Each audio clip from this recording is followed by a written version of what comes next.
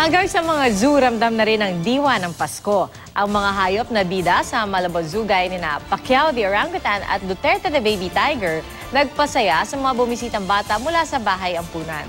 Sa Lawag City naman, malakas na ang bentahan ng lechon na isa sa mga paboritong handa sa Noche Buena. May report si Katrina Son.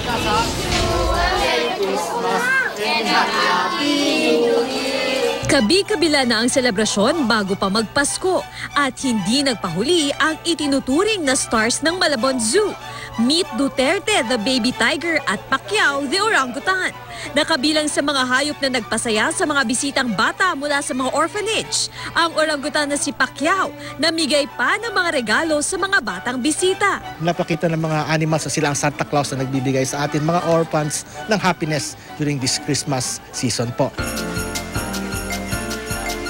Ang lechon naman na isa sa paboritong handa tuwing Noche Buena, mabenta na sa Lawag City.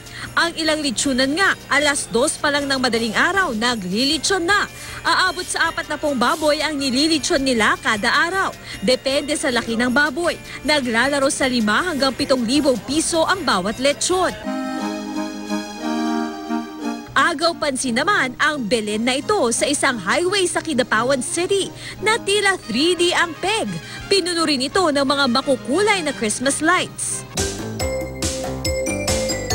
Nagliwanag naman ang munisipyo ng Matalam, Cotabato matapos palamutian ng mga pampailaw. Ang bayan ng Matalam, mayaman sa tanim na kawayan, kaya naman ito ang pangunahing ginamit sa mga parol na nakadisplay sa gusali. Matutunghayan ang display of lights tuwing alas 6 hanggang alas 10 ng gabi. Katrina Son, GMA News.